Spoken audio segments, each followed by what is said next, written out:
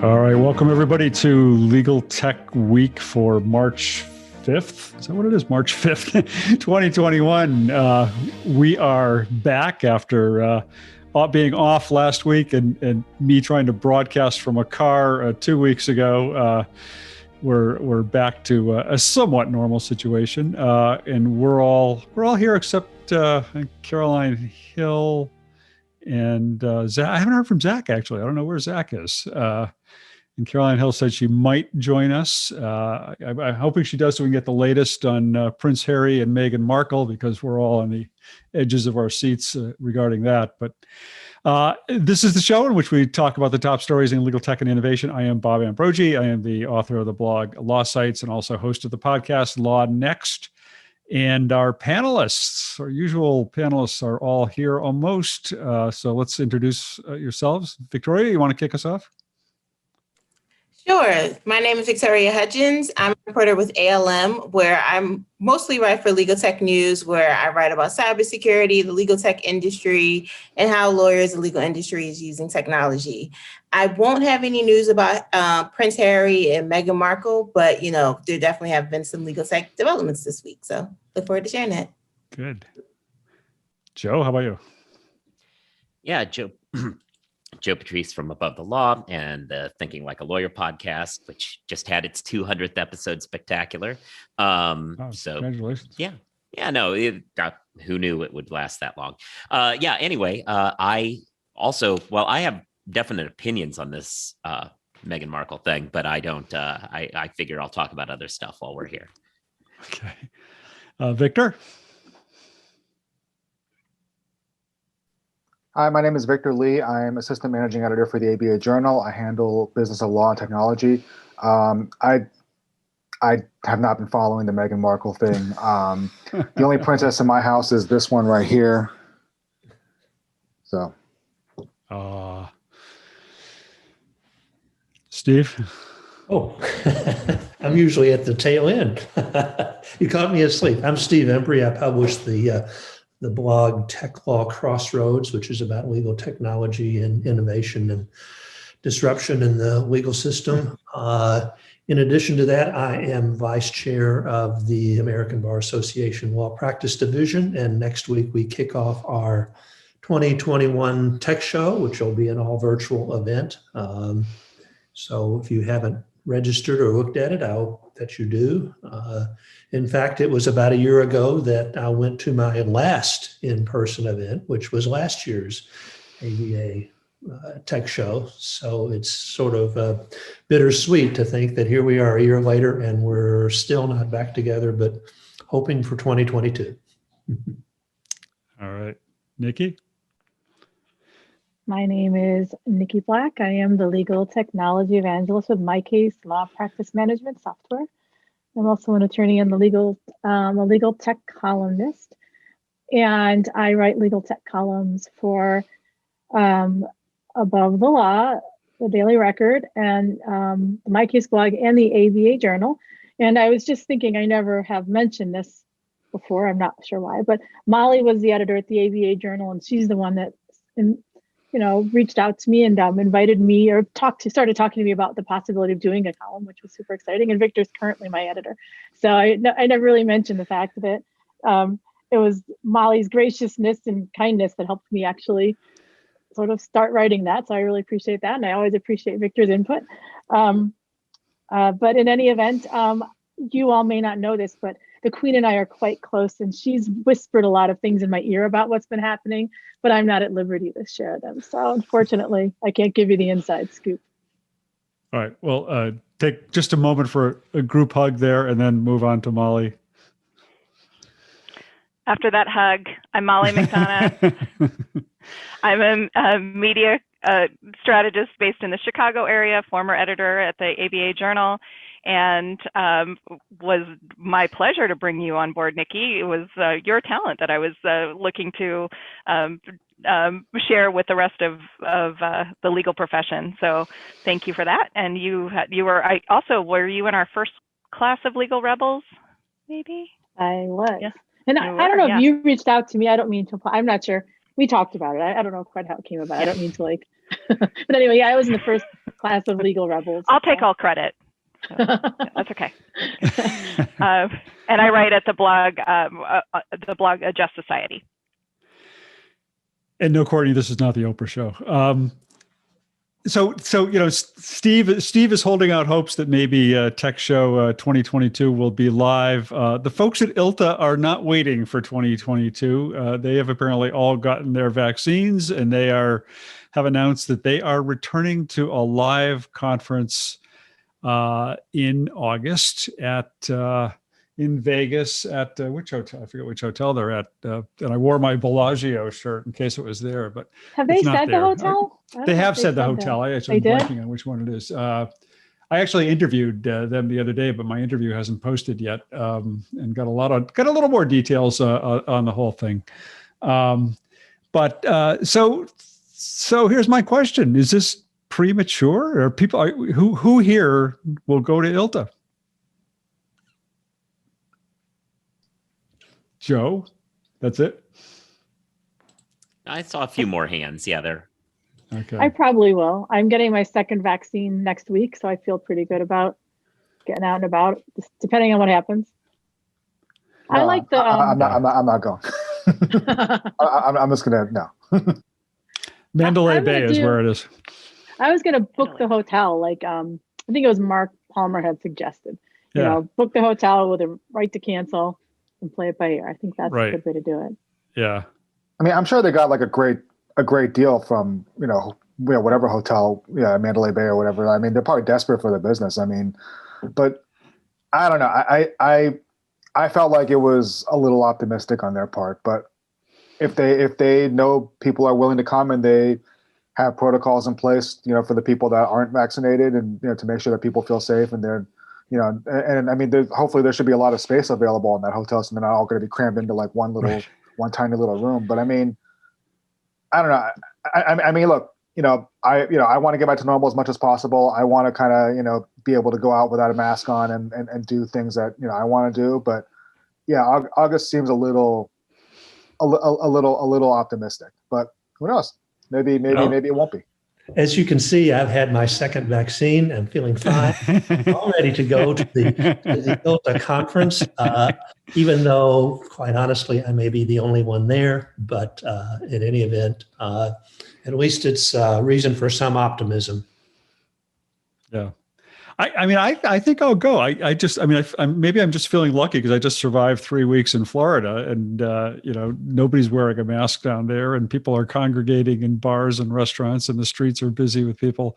I got a date for my vaccine. I don't have it yet, but I do have a date, so I feel like I really scored a coup there. I don't know. We'll see. I think I'll certainly follow Nikki's lead and at least book a room, and then I won't buy a plane ticket just yet. I think the big question though is going to be, what about the rest of the world? I mean, international travel is going to be a real issue there. I think. I think there's still going to be restrictions on international travel even by August, and a lot of their audience is international. And the other big comment I've seen on Twitter has just been that even though people may be ready to travel, their firms or organizations may not be ready to fund their travel at that point. And so they're going to be footing the bill if they want to go. So, who knows? Who knows what the turnout's going to be? They're hoping for a good turnout. I did interview them, the heads of ILTA for my Litera TV show that'll be on next Wednesday. That used to be a live show, and now we're pre-recording them, and so that'll be up on Wednesday morning. And they didn't give me a whole lot of other details, but they do plan to have. There will be an exhibit hall. There will be parties. They think. They're still trying to figure out. Masks will be mandatory. They will be spacing out, things in the exhibit hall, but it will still be enclosed. So. Vegas in August is not somewhere you go and do stuff outside. So who knows? And Bob, you mentioned about you mentioned about Bob, like the firms and like will they be willing to even foot the bill to pay for their lawyers and staffers to go to these conventions? And I find it interesting because a lot of big law firms, they haven't even, publicly announced when they're going to request people to come back into the office. So if like you're already in-person conventions, will there be people that really want to go there, maybe risk being around people they don't even know, and when they don't even feel comfortable going to the office with people that they maybe know, and kind of like spacing out the cubicles and desk and everything like that. So I'm really interested to see, will there be that much will enough people come to these conventions? Will they feel comfortable, or some people kind of like, I might want to take a little bit more time? Yeah. And plus, we know people always behave very, responsibly and carefully in Vegas. So there's that. I mean, I don't know. My concern in Vegas in August, and I think I'm going to go too, but like my only concern is it, as you said, it is unpleasantly hot there. And to go to the exhibit hall, the avatar costume that I bought for in-person shows is really bulky and yeah. See, this is the problem with everyone being muted while it's an inside joke. Yeah. We were all laughing. Our avatars were laughing at that. Initially, I was thinking you're wearing a costume and you're going to be blue, but then I like this movie Avatar, and then it took me a minute. I could see that.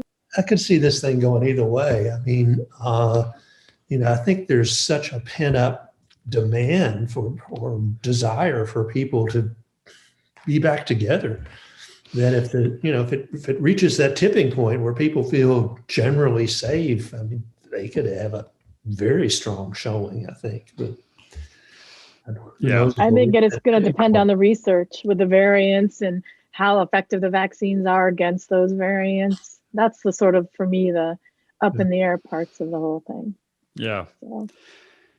Well, that actually can kind of segue off in a couple of different directions of things we have to talk about, but maybe that segues to Steve, your story, because one of the why don't you talk about what your story is, because that kind of relates to this general issue of whether we're recovering from COVID or not. Yeah, the one I picked up on, and sorry, I don't have the author's name in front of me. Maybe one of you do. But it was announced that Ropes & Gray, which is a fairly prominent firm, has set the day for people to come back. And reading the story, it didn't suggest to me that it was an optional day to come back. It sort of sounded like this is the day that we will come back, and we all need to be back, and we all need to be in the office, and by God, we're going to do it.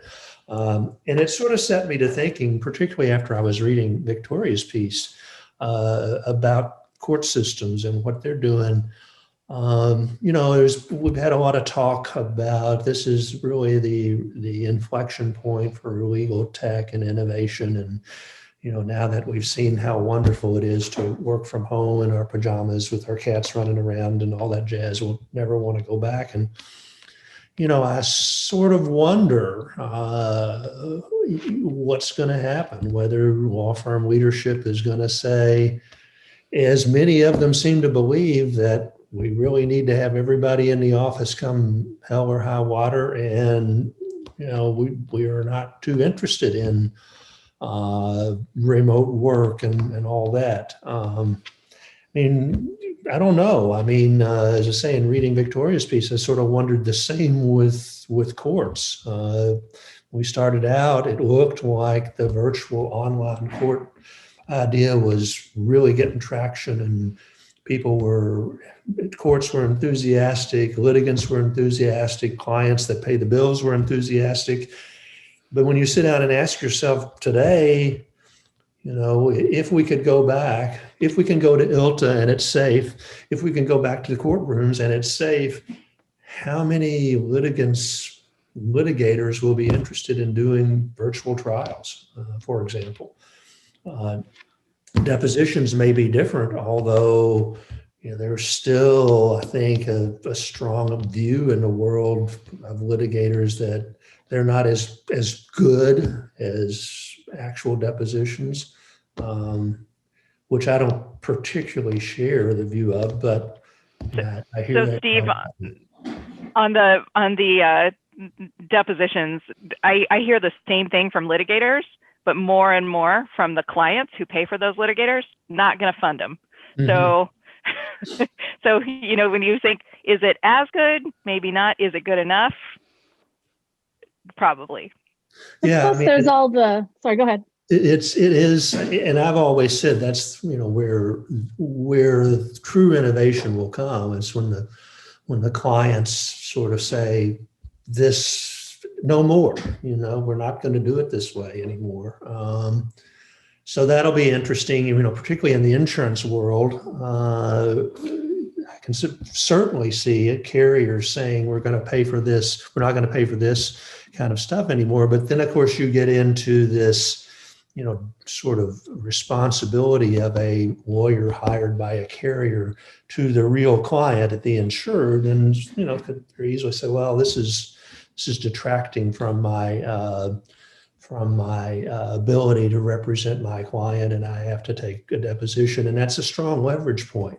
You know, the other thing I thought about when you were talking, Molly, was another story I saw, which was a story about an MDL judge in, I believe, Georgia or South Carolina.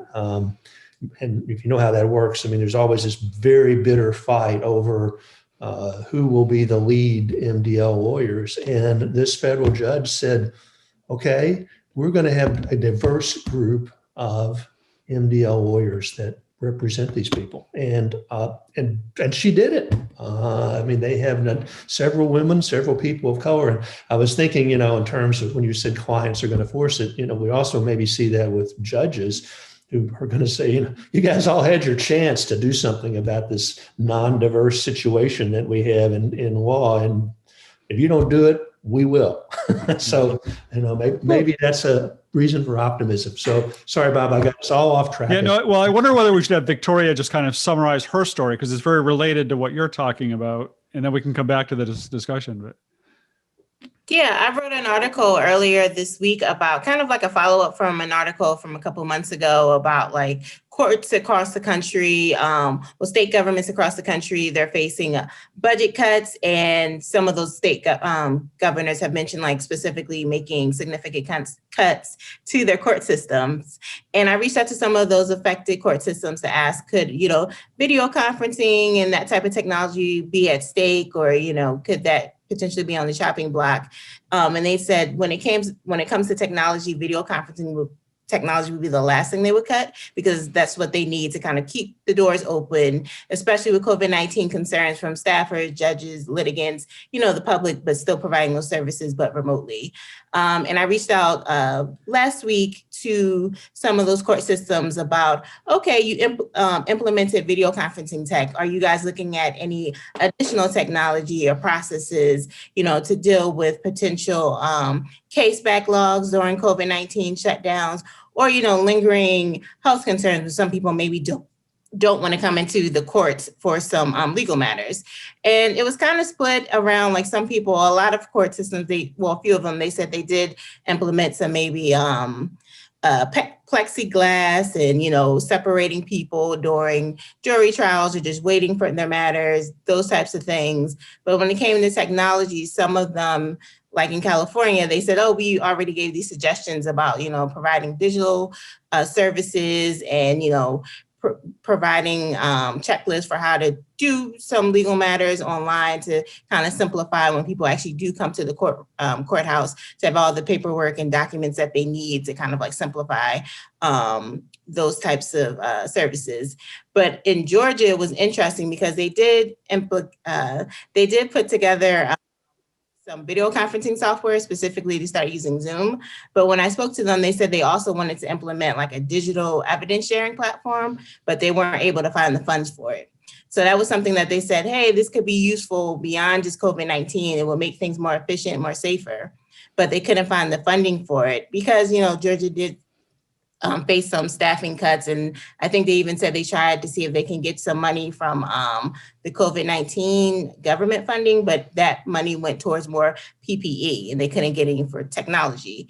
And I think to what Nikki and Steve and Molly were saying, like it really, tech innovation in courts, I think will really, they have to have the funds for tech innovation to actually occur. If they don't have kind of like, taxpayer dollars or someone willing to fund these initiatives, it won't happen. Even if you have some court systems that say like, hey, this would be really useful even beyond COVID-19. It really hinges on funding. And with like kind of states not having as much revenue, I don't know if we'll see it necessarily, courts really looking any different from like pre-2019. Yeah, I wonder if I don't know if any of you were on that the ABA Women in Legal Tech, Women of Legal Tech Summit that was held this week. It was a 2-day program from the Legal Technology Resource Center. But one of the most interesting programs they had was 3 judges from LA, was it the LA County Courts or something, which is apparently the largest trial court system in the country. And the 3 judges were all members of the technology committee for that court system. And I thought it was really interesting because they talked a lot about steps they had been taking to adopt, make greater use of technology in advance of COVID, but how COVID, like we've all heard, accelerated the need to get that technology working and up to speed. The one funny thing I thought is somebody at the Q&A session at the end, somebody kind of asked them about how are you getting the budget for all of this? And they sort of didn't flinch at that. It wasn't like this was they didn't make it sound like this was an out of the ordinary expenditure, that this was just, part of how they were allocating the court budget, and it was within the parameters. The way I understood it, anyway, it was just within the parameters of the court budget to do this. But they had really, and also the other thing that was interesting about it is a lot of the technology they talked about, or at least showed, it reminded me of Judge Schlegel in New Orleans, because a lot of it is kind of off the shelf stuff that, not necessarily something custom built for courtrooms or whatever else. But I don't know if that's taped at all, but anybody's interested in this topic might want to see if they could find that presentation from those 3 judges, because it was really, really interesting. Bob, it's interesting that California, even though I think they had they did have a court budget cut, but they also received the court system. They received like $25 million for court technology specifically. I was like, that's something that you read about, like a lot of other states were able to kind of have that fund. And speaking of official in California, and he was like, okay, yeah, of course, some courts systems and counties that they're in, they may be facing different types of need, but he said like, they do have that technology grant to kind of like, if they need to implement, they have that access. A lot of other states don't. And I know Georgia was one of those that's kind of like, we couldn't find the money for it. So it is kind of very based on the jurisdictions and kind of like, where can they find the money? So California's state tax revenue is actually up over 2020 was up over 2019, which most states didn't have this luxury, but California, I don't know what it is. I assume because people from colder states relocated there or something, but they have more money now, so hopefully no more cuts. One thing I'd wanted to point out about the virtual court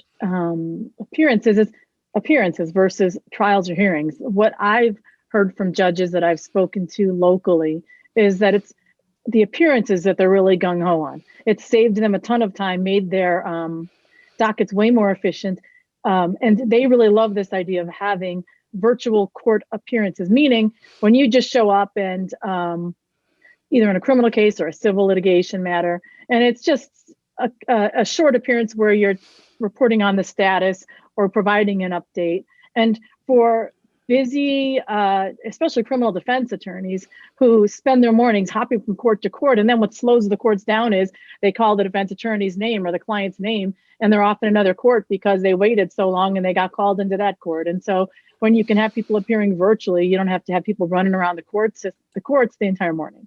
So I think that you may see the more routine types of appearances still being done virtually. if the parties agree to it, versus hearings and trials, which are often and depositions, which are far more difficult from a litigator's perspective. Yeah, and I think that's for sure in the civil space, and even in the criminal justice space. I'll just throw out, because it's been a couple weeks, I wrote about the kiosk system that St. Louis created for their North County. They now have a kiosk court because they realized during the pandemic that there were definite, we talked about this a little bit, definite equity issues with bandwidth and making appearances for low-income residents, and especially from the North County area.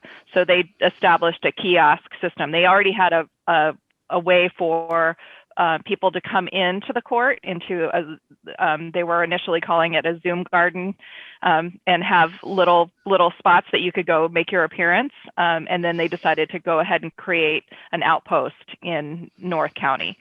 So I think that there's probably going to be somewhat of a hybrid. I mean, there's an expense in that, but then, take away from the time and the commitment of having a fully staffed bench for appearances. And I'm hoping that we'll see some money shift. You did say Zoom garden, right? That ultimately, we would see the advantages of that, and it would lead to more substantive hearings being done online. It may never have the bet the company trial that was done virtually, but there are lots of trials that don't happen, frankly, because of the expense and the unfairness of everybody having to go to the courthouse and sitting through a trial and all the time and disruption and all of that. And there'd be some real advantages to being able to do some of that virtually, both for the litigants and the jurors and the witnesses and everybody else involved. But like most of you, I'm not sure we're going to see that anytime soon. But I do think the appearances, California and other states for years have had appearances via telephone. Why never dawned on somebody to say, you don't have to be here by phone. You could be here, by video chat would be, but it never dawned on anybody that was a possibility, I guess. So that, that's not much of a step to go to kind of virtual sort of hearings that would do away with a lot of the motion hour inefficiencies that we've seen over the years. I did want to bring up a point about Steve's original article that he talked about with Ropes and Gray. I guess the way the article was phrased was that it's probably like a memo that got sent around, and then a reporter got a hold of it somehow. So who knows? Maybe it's just them. Maybe other firms have done the same thing, or released similar memos that just haven't been leaked to the press or whatnot. But one thing that we've been talking about is or wondering is whether or not things are going to go back to normal after the pandemic is over, and is it going to be like a more hybrid kind of thing where more people kind of working at home and not coming to the office as much? But it seems like at least this firm doesn't want that. I haven't reported on Ropes and Gray in a long time. Like I did a couple of profiles of people there or whatnot back when I worked at ALM, and I know that they've always been very, very all firms are very protective of their culture. All firms think that their culture is the best. But I felt like Ropes and Gray, they especially wanted to get that point across, that their culture was awesome, and that everyone loved it there, and that they had this really special kind of connection with everybody there. So maybe they felt like something was missing by having everybody online and not being in the office, that they didn't have that same kind of office culture. Or who knows, maybe they just want everybody back in their offices so that they can keep tabs on people and whatnot. So I thought that was interesting. Just just that memo coming out, and B, that it was that firm that got publicized. What I'm starting to hear from trainers in particular at law firms is that they're having a really hard time with the spontaneous opportunities for associates to learn by being pulled into an office or pulled onto a call, or just sit in the back, and all of that is missing, and the opportunities are hard to recreate in a virtual environment. So kind of when we were talking about pipeline issues too, trying to mentor and train the next generation is a challenge still in a remote environment, or especially. And I hear you, Molly. I have kind of strong opinions on that because, that was sort of the traditional model that you will go and sit at the foot of the partner and, derive this knowledge from on high. Of course, the problem with that is could be very happenstance, right? I mean, I was fortunate enough to latch on to a partner who was meaner than a snake, but on the other hand, taught me a lot of things. And other people don't have that opportunity. And I had hoped that when we started thinking about the training of associates in the age of COVID and remote, that it would maybe force firms to sit down and say, A, what does it mean to be a good lawyer? Let's define it, and then let's put together a consistent training program toward that end, instead of this, I bumped into partner A at the water cooler and she said, you ought to try this or that or the other. And query how much of that really goes on. I mean, in particularly large law firms where there's so much of a pressure, both for partners and associates, to be billing their time, not chit-chatting at the water cooler. As valuable as that is, I mean, I don't mean to suggest it's not valuable, but sometimes I think law firms have put too much stock in that and not enough emphasis on what does it really mean and what are we really training toward in a comprehensive way. Yeah. I mean, there's no reason the hybrid model can't work for even training in that vein. I've also just as much heard some associates say that they've had more FaceTime with partners than during the Zoom era than they would have otherwise had. So it can work both ways. I don't know whether I actually said this about ILTA, but ILTA will be a hybrid conference and not just an in-person conference. And I still think, despite what the Ropes and Gray story may be suggesting, that that's generally going to be the model going forward, is some kind of a hybrid blend of what we used to have and what we've had for the last year, and mixing it together in some kind of a hybrid form. While we're on the topic of courts, Joe, you had another court-related story. Yeah. So we were talking about courts and whether or not they go back to normal, because lawyers will want them to go back to normal and be the same old courts they always were. Maybe that's a bad idea. This comes from our friends out west. I've been talking over the last year or so. I've struck up some conversations with Sound Jury Consulting, and they do a lot of data-driven analysis of juries. One of the things that they did was a comparison, because in Seattle, they have Zoom trials going on. And as it turns out, the virtual trial world, they're getting statistically significant younger and more diverse jury pools when it's online than when it's in person. They are still digging into why that would be, but some of it could be just, in a COVID world, those folks reply to things they might not reply to if it was in person. But another alternative hypothesis is that the Zoom day takes less time out of the day, so that people who otherwise would say, I can't take this time, I got to go do this work, I got to do that work, which happens to be younger people with lots of debt and often minority potential jurors, they aren't having that problem now. And so they are showing up and being part of the jury pool, which means that we have a ton of issues with the way our juries are constituted and whether or not they actually look like the jury of the peers that they're supposed to be. Virtual trials seem to be making some headway into fixing that. And for Seattle, the non-white population of the jury pool is now almost what the actual population of the city is, as opposed to usual when it's something like 82% white. As it's been pushed back to where the actual demographics suggest it should be if you took a random sample, which strikes me as a reason. I understand that in person, there's a lot of benefits to being in person, but there's at least some argument that perhaps virtual trials, we were talking about hearings, which I agree with the cattle calls and everything being the most obvious place, but maybe there is a reason for at least some trials to be virtual or a hybrid model or something, because it's seems to be doing better for the jurors. And I'll say I actually got approached after I wrote that article by a family law judge in not in Washington, in Middle America, who was like, can you put me in touch with those people? I need that data. I want our family court hearings to stay virtual because we sometimes have trials, and like we have commented that the jury pool for the trials that we have in these family court things is better. And he's like, but it's all been anecdotal. I just need somebody with like a real large pool of data, which it's not Los Angeles County, but King County, Washington is a pretty big one. So there are people out there who think there's a value to this, and the jury argument is the best one I've heard.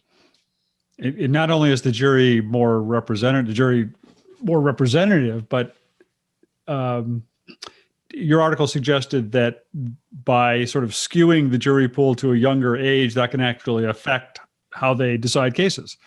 Well, now that brings it to the fact that the person collecting the people collecting the data are jury consultants. So their mindset is as useful as this data is for us generally as journalists, their mindset was, how does this affect potential clients? And I actually talked to these people during the height of COVID when they were suggesting that they were seeing the world as in for a lot of big business verdicts at that time as states would open up, but have a no excuse for people not to go because COVID.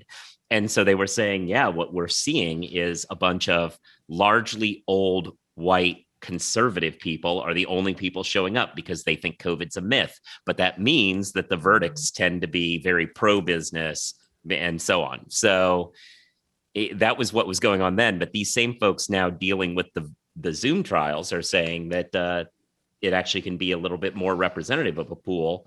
And with younger folks, one that's less sympathetic to the business having cut off somebody's hand, metaphorically or literally, as the case may be.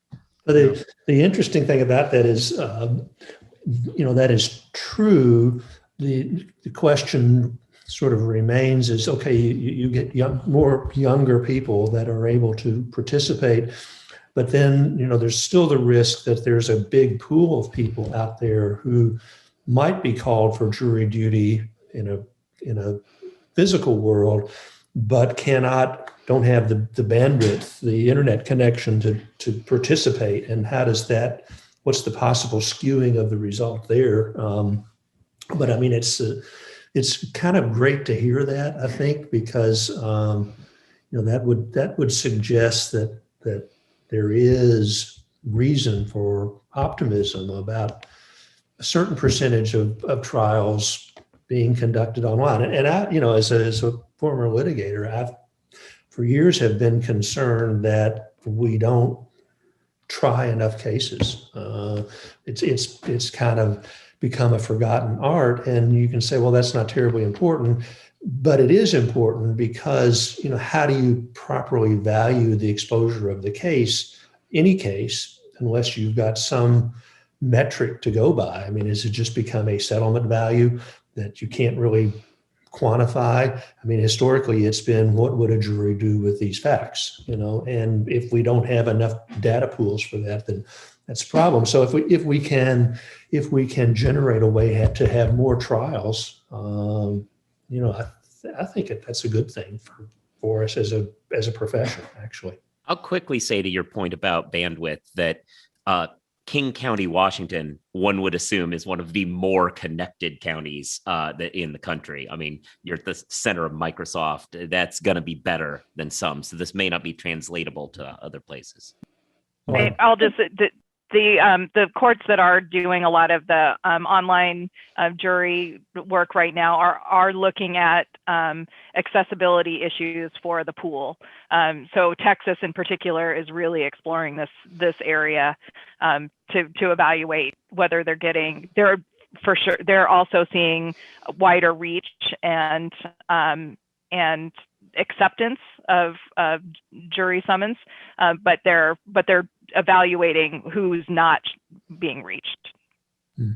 I think it's fantastic, and I love how we're just part of this big grand experiment, And it's unexpected, but at the end of this, we're going to have all this data that we never would have thought that we had to kind of help move the bar of justice further along, and provide access to justice to more people, and hopefully in a way that is more equitable. So it's Just gave me exciting the segue I was looking for. Good point, because I aim to please. this week about how mediators are enthusiastically embracing online mediation, and how they've been so much more successful. And one of the reasons was pointed out is people kind of behave themselves better. And, they don't pontificate and, go overboard. I mean, it's something about being on camera and, sitting at your desk, it's not less of a performance, and they're making a lot more headway. And Lord knows it's a whole lot less disruptive to have an online mediation. So that may be, Nikki, to your point, I mean, we may come out of this as that for mediation, that could very well be the new norm. Both because it's easier to do and because it's more successful, apparently. Yeah. So the transition was that 2 weeks ago on this show, we've actually had somebody write a blog post in response to one of our episodes, which is a first for this show, I think. But 2 weeks ago on this show, Molly talked about Jason Tashay's, I think it was 2 weeks ago, talked about Jason Tashay's proposal for the federal government to appropriate about $1 billion for the courts of the country to basically adopt a standardized digital data infrastructure so that we can track better data about what's going on in the courts. I think I mentioned during that show that Jim McMillan was in the audience, who works for the National Center for State Courts. So Jim has actually gone ahead and written a blog post that responds to both to our conversation and more specifically to Jason's proposal. So I just wanted to raise that. I'm going to drop the link in the chat here, or did somebody just do that? People should just check it out and read it. He makes some good points in response to Jason's proposal. And he is somebody who knows whatever he speaks. So I'll just throw out the other realization that Jason had that I think could inform some of this is that as an NGO, the State Department has an entire team and plan in place to help help foreign countries adopt technology platforms for their court systems. So we do this internationally as rule of law building, but we haven't turned those resources inward and offered those resources to states. So it just that was a component that I wish I had known about before this. So we might have to, try to get another blog post out of it, or I'll write about it. There you go. All right, Nikki, you want to talk about another ethics opinion? Yeah. We are ethics I'm the ethics queen lately. Yeah. Especially in New York. I'm always interested in what's happening in New York since I'm based in New York. And my blog is called Sui Generis New York Law Blog. I used to focus just on New York.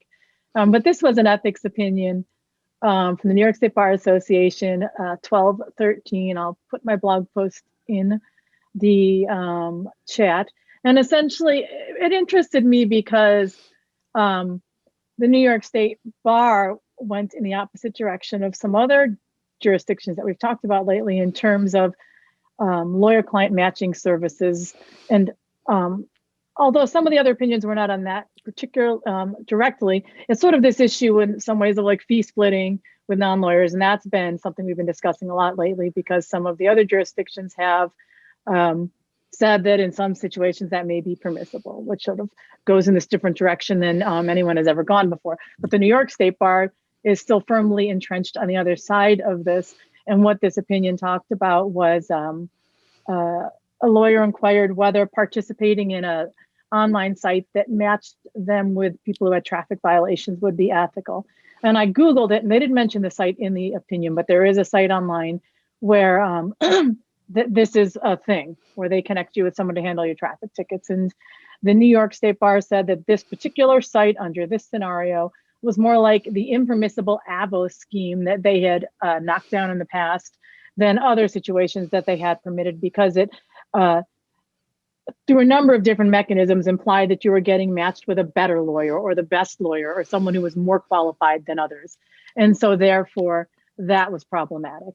If it was just a simple mechanical matching that was neutral, that would be okay. But in this case, it was more like that impermissible AVO scheme of the AVO legal marketplace that they had said was improper years before. Well, so I just thought it was really more than interesting. implied. Didn't they didn't the site directly say we're going to hook you up with the best traffic lawyer or something like that? Or yeah, the opinion went a little bit further to try to create a some structure to help people make a decision one way or another about whether they can participate in sites. But in this particular case, there was that language there on the site. So yeah, for sure.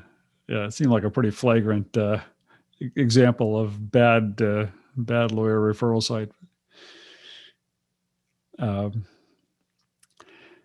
right. What else did we have? Molly, you did not have anything this week, I think, or did you? No, I can. I forgot how long it's been since we were together. You could make something up. Since we met, I had a chance to attend the Formtastic conference from Theory and Principle, and I thought it was just it was a great event. It was another one on a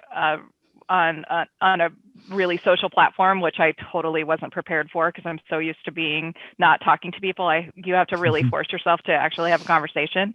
Forgot about that part. But it was a lot of really good information about best practices for forms and how far behind every court is. I mean, find me some good examples of courts and forms. And I thought one of the interesting points is that there are something like 97% of matters in the civil system or the civic tech system are involved some type of form, and that has to be close to 100% in the court system.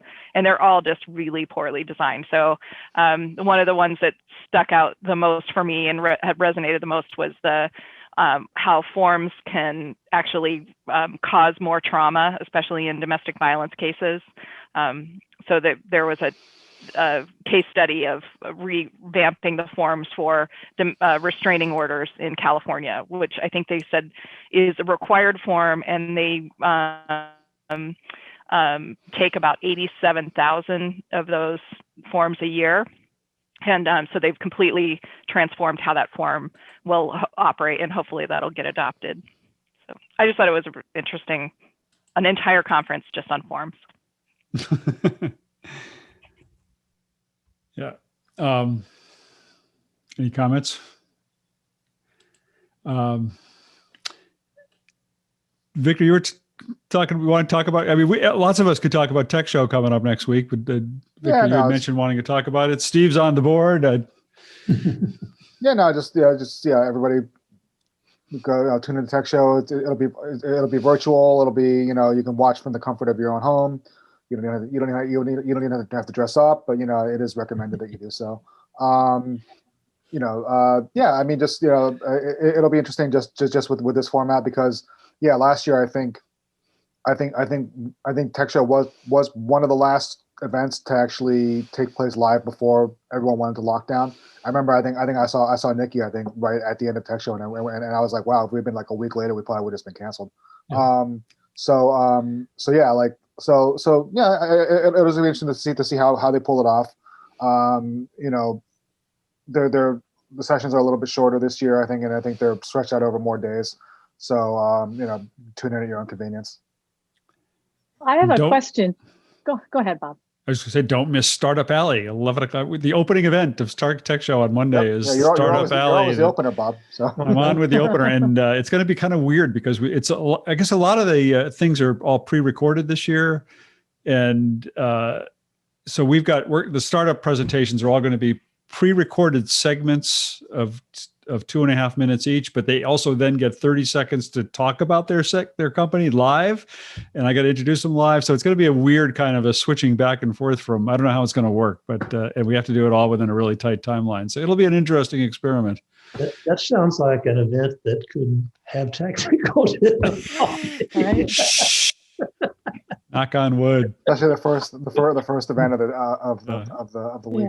Yeah, and I'm going to try and do it all from the operating room while I'm performing surgery at the same time. Right? That's a good idea. May the force be with you, Bob. I have a question though. Don't get him feel in like trouble. I'm might- his emergency contact. So. That's right. I'm wondering if I'm missing something. I looked, I'm an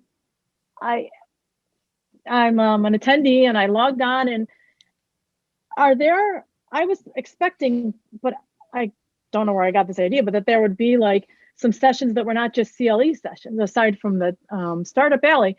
And I don't see anything like that. Are there any actual formal, like, fun sessions that I'm missing that are not like CLE or presentation sessions? Like, I don't know, here's how to make a drink, or here's how to cook something, or, let's do trivia. I don't know, like the things that you're seeing at some other conferences. And I don't know if I'm missing it, if there's like a section I'm not seeing, or if that's just not part of the conference. Does anyone know? Maybe I'm weird to expect that. I haven't looked at it in some time. I thought Nikki was going to ask, where are the avatars? Yeah. Right. No, I'm wondering where's like the, that's just a trend I've noticed. Yeah, I didn't see anything like that in there either. But not like legal. I was just checking it out this morning. I logged into the platform. The platform looked like they had a nice platform, nice overall platform. I was looking for a way to like bookmark or calendar the things I wanted to go to. And it didn't have that, but it does have a little link where you can click it out to your own calendar, which is probably actually better because then I'll actually see it. But I didn't see any social stuff. There is a way to do that. I was watching the video. It's not obvious at all. When you click remove or add, when you go up to the search bar, there's like a little icon. You can click on that and it'll show you your schedule that you've created, but it's super hard to find it. But that is there. It's in like that tech video, ABA tech video at the very beginning in the help section. But it's hard to figure out where that data went when you save it to your calendar. Yeah. But the sessions look really interesting. It's a great lineup, and looks like a really diverse set of speakers, which is great. I just was looking for the party, but I guess. Yeah, as if you don't know how to make a drink.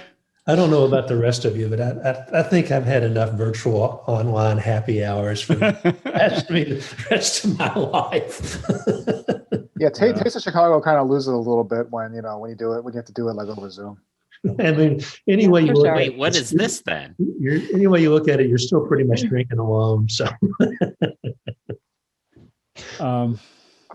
One other thing I thought was worth mentioning about this past week in the legal tech news is it was through I think an unplanned convergence of events. It was sort of a kind of a big week for women in legal tech in a sense, because there was this ABA, the Legal Technology Resource Center Women of Legal Tech Summit, and honoring the new inductees and putting on some really good programming.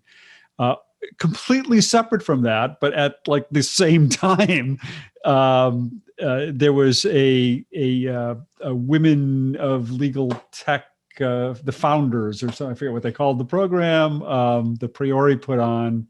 That was a really good panel of founders of women tech companies, just kind of talking about some of the issues they faced and whatnot. This was also the week in which ILTA announced the names of 5 influential women in legal tech. So all these things kind of converge this week to kind of make a little mini Women of Legal Tech week.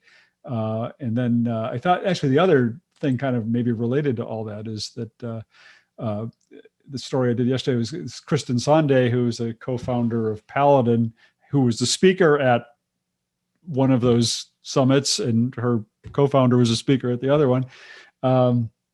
But she started this created this venture fund this week. She kind of helped launch this venture fund to help fund diverse founders, not focused exclusively on legal tech, but they'll take applications from legal tech companies. But I thought that was a really interesting development as well. And she kind of talking to her about it, she really emphasized that she's kind of hoping that maybe others in the legal tech world will start to think about creative or out of the box ways to promote diversity within the legal tech industry by doing things like starting your own venture. I didn't even know you could go start your own venture fund. I mean, we could all get together and start a venture fund if we wanted to. So it's an interesting week. Bob, we have to have capital to do that. No, we don't. You go out and raise, other people give you the capital. Venture funds don't use their own capital. They go out and get it from other people. I mean, look, if anyone's familiar with the saga of rich energy drinks, you don't need capital. It was like a multi-million-dollar operation that turned out to have never done anything or ever have had any money. Yeah. I mean, this fund, they just went out, they've got 100 or more different people who contributed funds, and they got oversubscribed. They got more than they were expecting to get. And, they got some, founders and CEOs and whatever of big businesses to participate in it. But no reason somebody couldn't do that with more of a legal tech diversity focused fund. Oh, Bob, I stand corrected. I guess it was my Neanderthal thinking. You and Joe Biden. All right. Anything else? All right, then. Technically, we didn't rant or rave. We didn't. Do you have any? Yeah. Do you have a rant or didn't rave? Really. I'm souring on Clubhouse. It's Ooh. that's my. I mean, I'm a little sad about it, but they haven't addressed all the privacy issues, and they don't seem to be going that way. And the rooms, at least on law and tech, are becoming so overly philosophical that I become enraged. So. I still haven't found enough time to invest a lot of time in Clubhouse. And every time I drop in, it tends to be the same group of people who were in the last room I was in, talking about more or less the same thing they were talking in the last room I was in.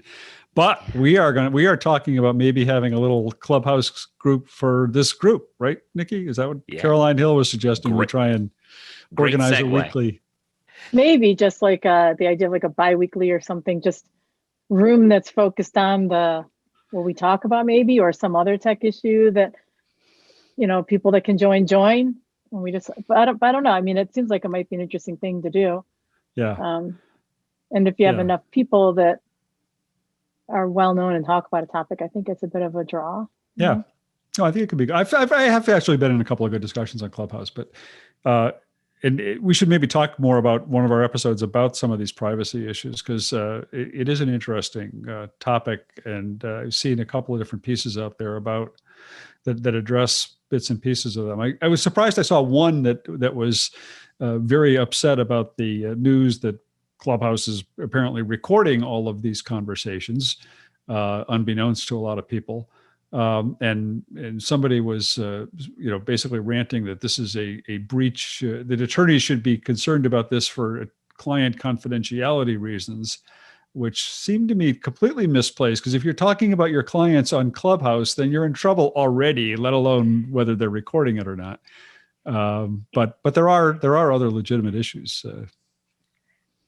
Yeah, there are a lot of ones. So the biggest one for me is how much it mines your contact data and presents that and shares that with other people that you don't realize.